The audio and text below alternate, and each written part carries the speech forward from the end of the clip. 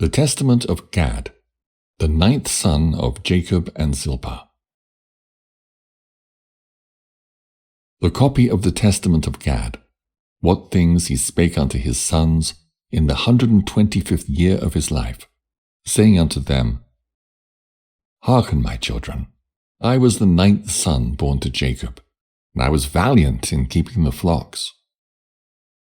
Accordingly, I guarded at night the flock, and whenever the lion came, or the wolf, or any wild beast against the fold, I pursued it, and overtaking it, I seized its foot with my hand, and hurled it about a stone's throw, and so killed it.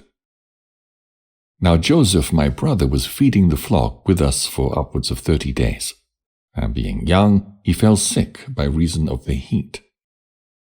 And he returned to Hebron to our father, who made him lie down near him because he loved him greatly. And Joseph told our father that the sons of Zilpah and Bilhah were slaying the best of the flock and eating them against the judgment of Reuben and Judah.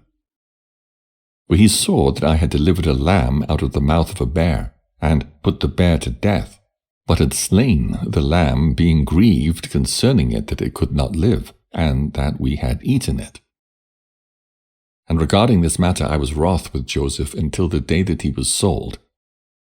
And the spirit of hatred was in me, and I wished not either to hear of Joseph with the ears, or see him with the eyes, because he rebuked us to our faces, saying that we were eating of the flock without Judah.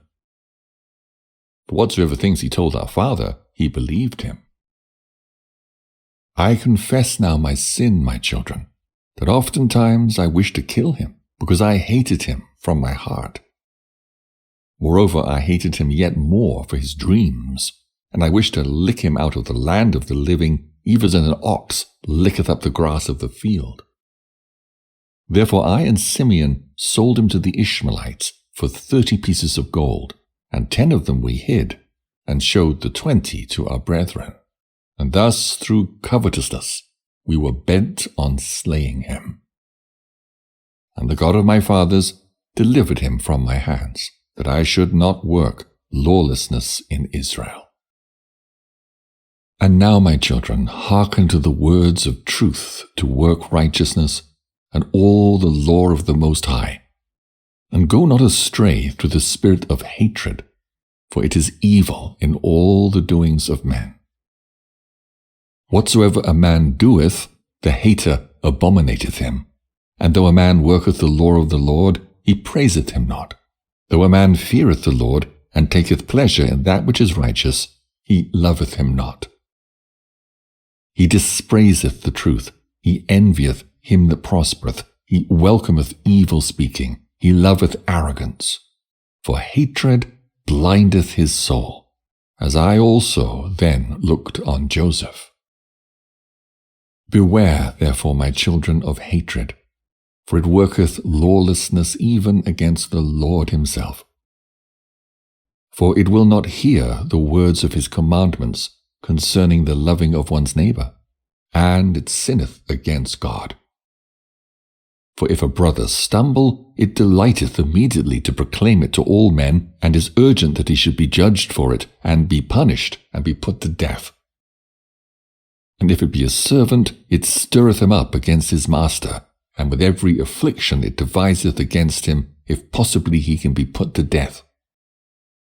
For hatred worketh with envy also against them that prosper. So long as it heareth of or seeth their success, it always languisheth.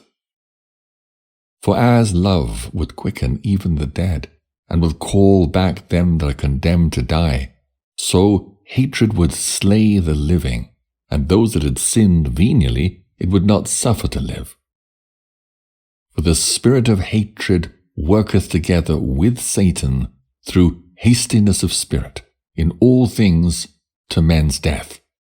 But the spirit of love worketh together with the law of God in long-suffering unto the salvation of men. Hatred therefore is evil, for it constantly mateth with lying, speaking against the truth. And it maketh small things to be great, and causeth the light to be darkness, and calleth the sweet bitter, and teacheth slander, and kindleth wrath, and stirreth up war, and violence, and all covetousness. It filleth the heart with evils and devilish poison. These things therefore I say to you from experience, my children, that ye may drive forth hatred which is of the devil, and cleave to the love of God. Righteousness casteth out hatred. Humility destroyeth envy. For he that is just and humble is ashamed to do what is unjust, being reproved not of another, but of his own heart, because the Lord looketh on his inclination. He speaketh not against a holy man, because the fear of God overcometh hatred. For fearing lest he should offend the Lord, he will not do wrong to any man, even in thought. These things I learned at last, after I had repented, concerning Joseph. For true repentance after a godly sort destroyeth ignorance, and driveth away darkness, and enlighteneth the eyes, and giveth knowledge to the soul, and leadeth the mind to salvation. And those things which it had not learnt from man, it knoweth through repentance. For God brought upon me a disease of the liver, and had not the prayers of Jacob my father succoured me, it had hardly failed, but my spirit had departed.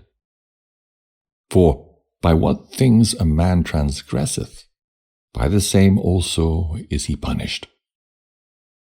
Since therefore my liver was set mercilessly against Joseph, in my liver too I suffered mercilessly, and was judged for 11 months, for so long a time as I had been angry against Joseph.